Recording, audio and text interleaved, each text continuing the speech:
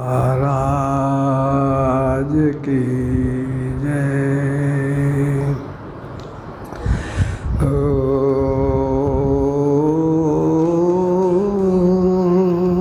नमो विश्वस्त्रजे पूर्वं विश्वं तदनुबिभ्रते।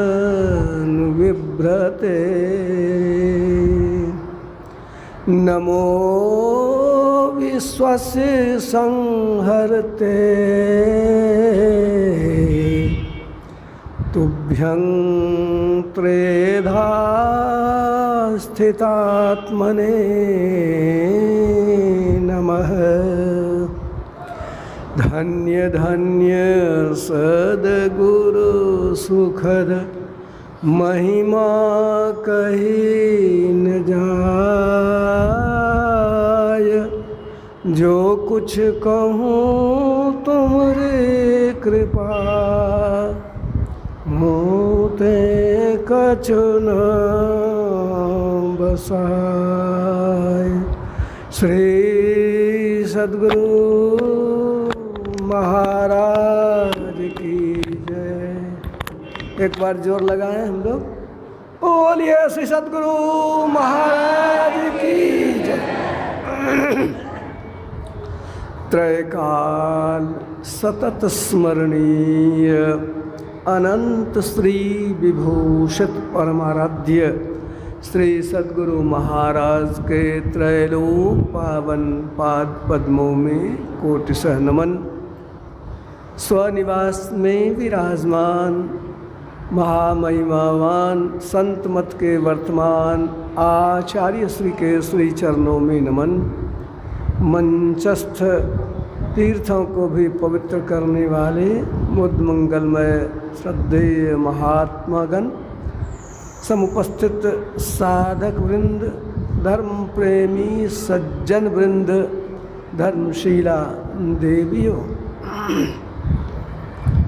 हम लोग आज 10वें दिन ध्यानाभ्यास के चल रहे हैं।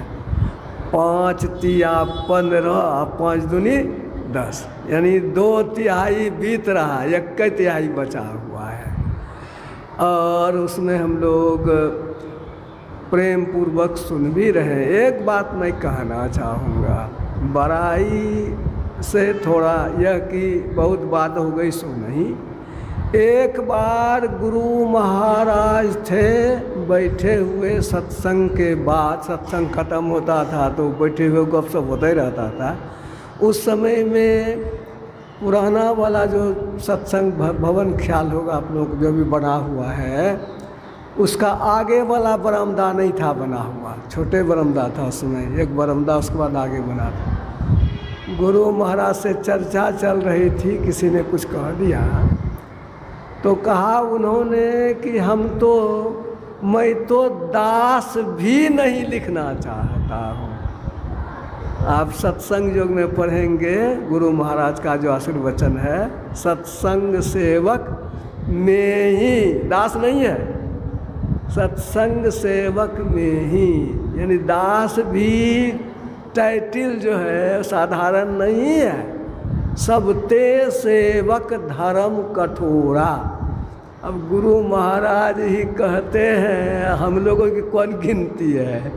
बाल विनय सुनी करी कृपा गोसाई तुलसीदास जी महाराज कहते हैं, तो हम लोग कौन चीज़ है, कुछ हो नहीं। तो सत्संग के बीच में अपने मन के भावों को जो सुना सो आप लोगों को सुनाते हैं। और गुरु महाराज ने ग्रंथों की रचना भी इसीलिए की है कि लोग संत मत को ठीक से समझें, इधर उधर नहीं भागें। किंतु फिर भी किताबों को समझाने के लिए तो गुरु चाहिए। रामचरितमानस में भी जो पाठ हुआ, यह सत्संग योग में जो है और भी किताबों में जो है, सब में अलग अलग सिद्धांत नहीं है, यह कई बात है। और यह जो विषय आप अभी नाम की चर्चा सुन रहे थे, यह नाम तो संत मत का मूल विषय है। यह सबसे मजबूत और सबसे जड़ है। ऐसे खिस्सा कहानी मैं कहने लगूँ तो घंटा 2 घंटा बीत जाएगा, आप उठबो नहीं कीजिएगा, खूब मन लगेगा, आप भी खूब कहिएगा, खूब बोले। लेकिन नहीं, मैं ही चाहता हूँ कि आप मूल बातों को समझें। और मूल बात आपको आ गई, भजो सत्यनाम सत्यनाम सत्यनाम। ये सत्यनाम के आधार पर ही स्थिर है संसार, जाने संतम विचार भजो सत्य नाम। ये सत्य मन होता है जिसमें परिवर्तन नहीं हो, सत्य मन जो सदा एक जैसा रहे, वही एक शब्द है, सार शब्द है, आदि नाम है। वह राम नाम भी इसको कहते हैं, सत्य नाम भी इसको कहते हैं। पिंड ब्रह्मांड का नक्शा में पढ़िए न, कितना नाम है उसका लिखा हुआ। वो अघोषम अव्यंजनम, उसको बोल नहीं सकते हैं, स्वर व्यंजन में बांध नहीं सकते हैं। ओम ओम ओम कहते हैं, वो असली ओम नहीं है, वो तो उसको व्यक्त करते हैं एक वाचक के रूप में। जैसे प्रकट करने का क्या होता है, सही रूप क्या होता है, एक उदाहरण दे करके आपको समझाऊं तो मन में बैठेगा। गुरुजी ने बोर्ड पर लिखा का रसगुल्ला, रसो गोहसु का ललसुआ का, चटिया को कहा तुम लोग भी लिखो रसगुल्ला, लिख लिया तो है ना रसगुल्ला जी, तो रसगुल्ला चाटो तो मीठा लगेगा ना। क्या गुरुजी चटिया क्या कहेगा, गुरुजी यह रसगुल्ला असली नहीं है, उसका बोधक है, उसको प्रकट करने के लिए। असली रसगुल्ला तो मिलेगा हलवाई के दुकान में, बोलने की ज़रूरत नहीं है।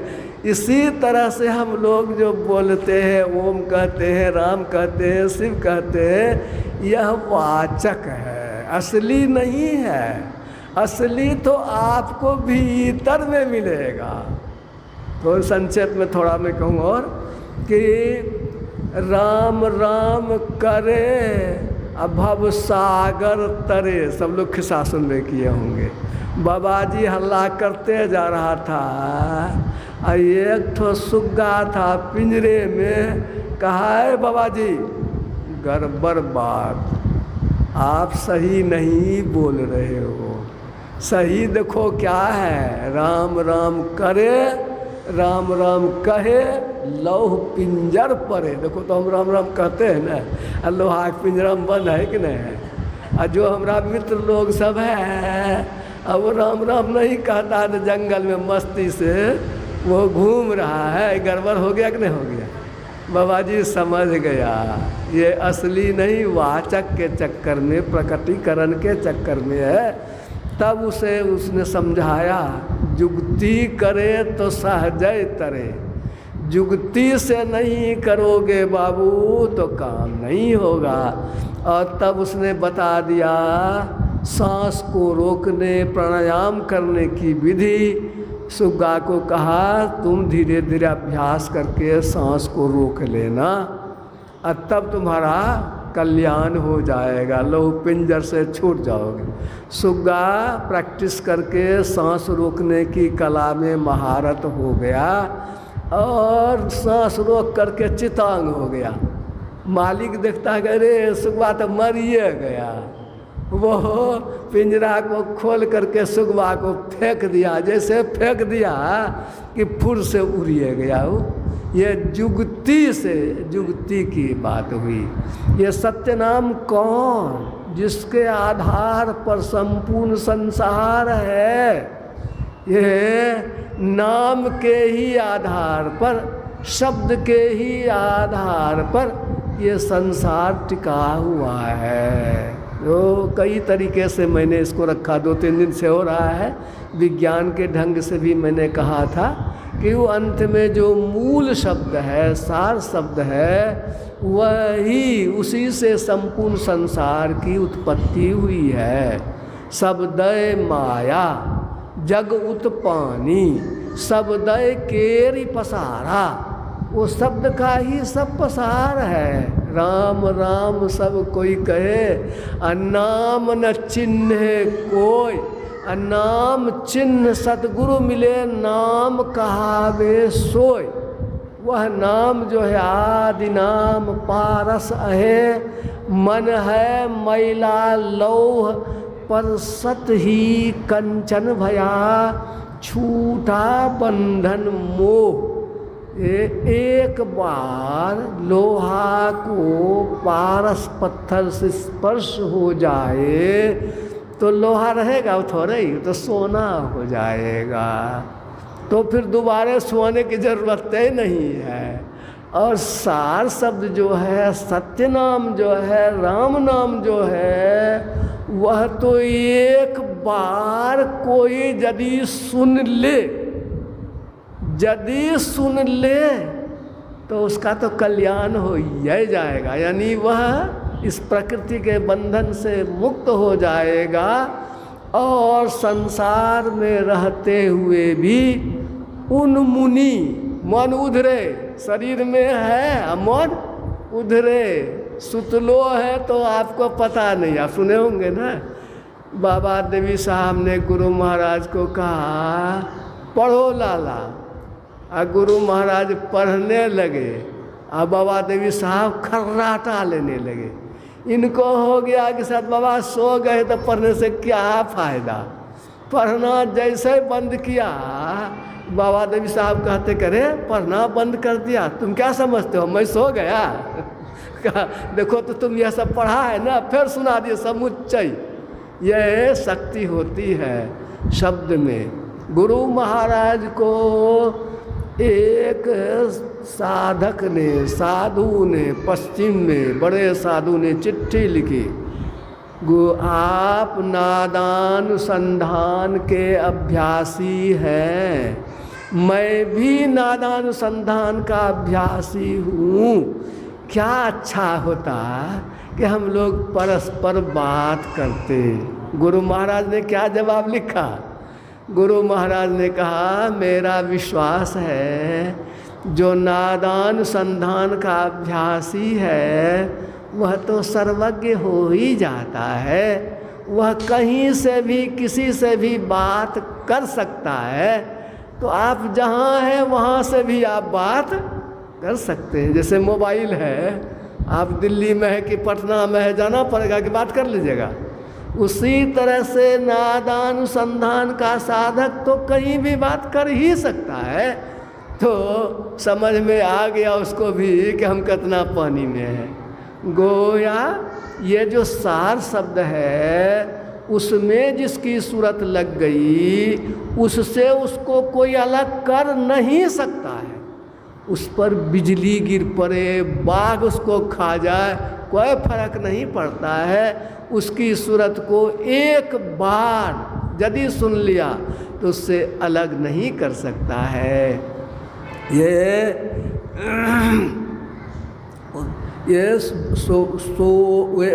वो बाजत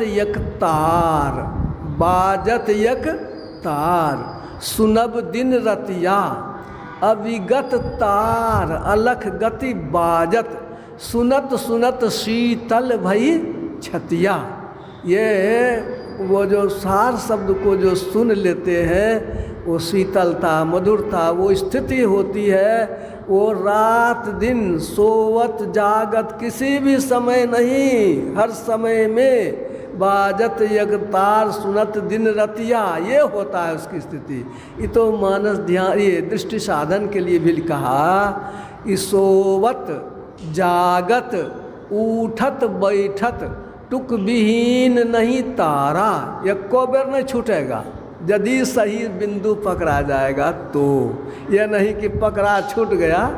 एक साधक नाम नहीं बतावेंगे, आप लोग जान जाइएगा। कहा हम तो बिंदु वो बहुत पहले किए थे। बिंदु तो कहता है कि यदि एक बार भी आपने बिंदु को पकड़ लिया, स्थिर हो गए, तो सोवत जागत उठत बैठत टुक विहीन नहीं तारा झिन झिन जंतर निस दिन बाजे जम जालिम पची हारा। वो स्थिति होती है। सो कहा, तो यहाँ पर जो कहा नाम से मतलब दोनों नाम से है। ध्वन्यात्मक, अनहत, अनाहत, ये जो भी पढ़े हम लोग, शब्द अनहत, अपार, सभी घट में विस्मात। ये अनहत शब्द जो है सब जगह, रग रग में, कण कण में, उसी के आधार पर सब है। वो अनाहत शब्द ही सार सब। अनाहत, आहत किसको कहते हैं? थोड़ा मैंने एक दिन कहा भी था। आहत मन होता है ठोकर, अनाहत मन होता है बिना ठोकर के। हम लोग जो बोलते हैं ये हवा की ठोकर लगती है, नाभि से, हृदय से, कंठ से, ये आहत शब्द है। और अनाहत शब्द तो केवल यक्कई वही सार शब्द है, राम नाम है। अनहद जो है वह भी ठोकर वाला ही है। जरात्मक मंडल जहाँ तक है वहाँ तक ठोकर वाला ही शब्द है। अनाहत शब्द केवल सार शब्द है, तो उसका ध्यान जो करते हैं, शब्द अनहत, अनहत अपार जो है वो परम पुरुष को आकार, वो ईश्वर का ही स्वरूप है। जाने संतन विचार, वो पावे भेदे असार। असार को जब छेद देंगे, पार करेंगे, तब उसको पावेंगे। समय बहुत निकल गया, अब इधर की बात थोड़ा सा करें। यही भगवान गोसाई जी ने इसको दर्शाया है कि राम भगत हित नर तनु धारी। भगवान राम या विष्णु भगवान का अवतार हुआ रावण का, दुष्टों का संहार करने के लिए, भक्तों को सुख देने के लिए। यदा यदा हि धर्मस्य ग्लानिर्भवति भारत अभ्युत्थानं धर्मस्य तदात्मानं सृजाम्यहम्। जब जब हो ही धर्म कै हानि, बारही असुर अधम अभिमानी। करही अनीति जाय नहीं बरनी, सीधही विप्रधेनु सुर धरनी। तब तब धरि प्रभु मनुज शरीरा, हरहि कृपानिधि सज्जन पीरा। तो एक समय में उसको कहते हैं निमित्तावतार। निमित्त उन्होंने अवतार लिया, भक्तों को सुख पहुंचाया, दुष्टों का संहार किया। और दूसरा अवतार होता है नित्यावतार। नित्यावतार क्या है? ये संत लोग आते हैं, कबीर साहब आए, नानक साहब आए, और संत आए, हमारे गुरु महाराज महर्षि में ही परमहंस देव जी महाराज आए। ये है नित्यावतार। धरती कभी संतों से खाली होती ही नहीं है, यानी हर समय में संत रहते ही हैं। तो यह नित्यावतार में संहार नहीं करते हैं, दुष्टों का की हत्या नहीं करते हैं, दुष्टों की दुष्टता का दमन करके उसको सज्जन बना देते हैं। यह नित्यावतार की यह खूबी है। तो एक बार अवतार लिया भगवान राम ने, तो भक्तों को सुख पहुंचाया, बहुत अच्छी बात है। उनकी कथा को सुनते हैं, मन बहुत प्रसन्न होता है। किंतु यह जो नाम है, वर्णात्मक नाम, जो जपते जपते जपते नाम सप्रेम, कैसे? सप्रेम, प्रेम के साथ नाम सप्रेम जपत अनयासा, वो ही भक्त मुद मंगल वासा। आनंद और कल्याण का वो स्वरूप हो जाता है। जो वर्णात्मक नाम को जपेगा प्रेम से, तो उसमें मन उसका मिल जाएगा, मन तदाकार हो जाएगा। तो क्या हो जाएगा? वो पहले था वाचिक जप, वर्णात्मक जप, वो हो जाएगा अजिप्पा। अब अपने ही अपने होता है, सूरत से, ख्याल से, बाबा चलते फिरते, उठते बैठते, जब छूटवे नहीं करता, होता ही रहता है। अभ्यास जिसको हो जाता है वो अजिप्पा लागी रहे सूरति पर, नैनन पलक डुलावे, वो स्थिति होती है। और उसके बाद आगे और मन सूक्ष्म होता है, तो अनहद धुनि अधर में बाजई हो, शून्य में आवाज होती है। और उस आवाज़ में तीनों गुणों की आवाज़, सतोगुनी, रजोगुनी, तमोगुनी। शब्द ध्यान वाले को गुरु बतलाते हैं कि कौन आवाज़ सुनने से नुकसान होगा और किस आवाज़ से आप आगे बढ़ेंगे। तमोगुण तो सुनना ही नहीं है, रजोगुण में नहीं, सतगुण तो रजोगुण में ठहरिए, क्योंकि सत्वगुण बिल्कुल थोड़ी सी जगह में होता है, वहाँ पर मन ठहरे टिके तब न सुनेगा। इस तरह से वह जो है वाचिक जब से भी आप आगे बढ़ते हैं और जितना मन उसमें लय होता है उतनी शक्ति हो जाती है। मन में जो संकल्प होता है वो आप सुने ही, दुख में हो, दरिद्री में हो, संकट में हो, वो सब का सब सिद्धि शक्ति भी उस वर्णात्मक जप में संलयन होने से हो जाता है। और अनहद की तो बात ही क्या, यहाँ पर कहा कि यहाँ पर रामचरितमानस मैंने नाम जो रखा है सो मैंने नहीं, तो भोले बाबा ने रचि महेश निज मानस राखा, वो अपने मन में रखा था भोला बाबा ने। और इसका फायदा क्या है, मन करी, कौर हर्षी कर है, करी मने क्या होता है जानते हैं, हाथी। मन करी, करी मने हाथी, विषय अनल, विषय रूपी आग, विषय अनल बन जरई, विषय का जो जंगल है इसमें जो आग लगी हुई है, अब मन रूपी हाथी इसमें जल रहा है, विषय में दग्ध हो रहा है, छटपट छटपट, शांति कहीं है या नहीं है। संसार में देख लीजिए कौन शांत है। तो मन, वो जो मन रूपी जो हाथी है जो विषयों की ज्वाला में जंगल में जल रहा है, इस कथा को सुनेगा तो उसको शांति मिलेगी। ये रामचरितमानस की कहानी को सुनने से भी कितना बढ़िया बढ़िया प्रसंग है, भाई का भाई में, पिता का पुत्र में, परिवार में, संसार में कैसे रहना है और कितनी शिक्षा की बातें इसमें भरी हुई है। इसलिए यह भी, और इसीलिए कहा कि यह भी ठीक है, लेकिन यदि तुलना करें तो हम लोगों को तो वही सार शब्द चाहिए, आदि नाम चाहिए। इसीलिए आदि नाम जो पा लेता है वह सर्वगुण संपन्न ईश्वरी गुणों से युक्त हो जाता है। वर देने वालों को भी जो शक्ति है सो उसी की शक्ति है। इसीलिए कहा ब्रह्म राम ते नाम बर, वरदायक वरदान। ये इसीलिए कहा कि इसीलिए बड़ा है नाम ब्रह्म राम ते नाम बर। ये ब्रह्म राम से भी नाम को बड़ा कहा गया। ब्रह्म का एक रूप व्यापक विश्व रूप भगवाना, ये विश्व में जो व्यापक है ये रूप ब्रह्म रूप, पर ब्रह्म हो गए इसके जो आगे हैं। पढ़िएगा, इसमें सब रामचरितमानस में इसी प्रसंग में सब लिखा हुआ है। बंदौ राम नाम रघुवर को शुरू से पढ़िएगा, सब मिल जाएगा आपको। तो इस तरह से भोला बाबा ने जब इसको रच के रखा न, तो रामचरितमानस को सुनाना नहीं पड़ेगा।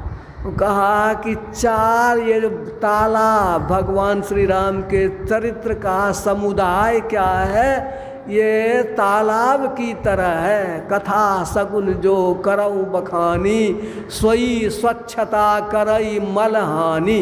ये जो सगुन महिमा भी जो चर्चा होती है, दिल के मैल को दूर करता है, हृदय को पवित्र करता है, प्रेम को पैदा करता है। इसलिए इसका भी बड़ा मोल है। और भोला बाबा ने, दूठो तो भोले बाबा का है, एक ठो तो पाई सुसमऊ शिवासन भाखा, पार्वती, शिवा कहते हैं पार्वती मैया को, तो पार्वती मैया से कहा शिव पार्वती संवादीय घाट तो यही हो गया। और दूसरा कुंभज, अगस्त ऋषि को कुंभज घड़ा से उत्पन्न होने के कारण, कुंभ से उत्पन्न होने के कारण कुंभज कहते हैं। तो वो अगस्त मुनि जी को भी भोला बाबा ने ही सुनाया था। दो घाट यही हो गया। एक याज्ञवल्क और भरद्वाज। याज्ञवल्क मुनि बड़े ज्ञानी, राजा जनक के गुरु, और भरद्वाज मुनि को अच्छा जान करके उन्होंने उसको भी सुनाया था। एक तो सुनिए रहे हैं गरुड़ और काग भुसुंडी जी का संवाद। ये 4 घाट का वर्णन किया गया। ये 4 संवाद के रूप में रामचरितमानस में रखा गया है। इसको सुनेंगे, इस पर मन लगावेंगे तो प्रेम, भगति। प्रेम क्या है? मिठास। प्रेम से प्रेम उत्पन्न होता है, दिल आनंद से, मिठास से भर जाता है। और भक्ति जब करते हैं तो मन ये ठंडा, शीतल, नवधा भक्ति मन को ठंडा ही कर देता है। प्रेम भगति जो इसमें दिया हुआ है, सोई मधुरता सुशीतलाई। मधुरता हुआ प्रेम, शीतलता हो गया भक्ति। इस तरह से एक चौपाई का ये अर्थ इसमें पढ़ेंगे।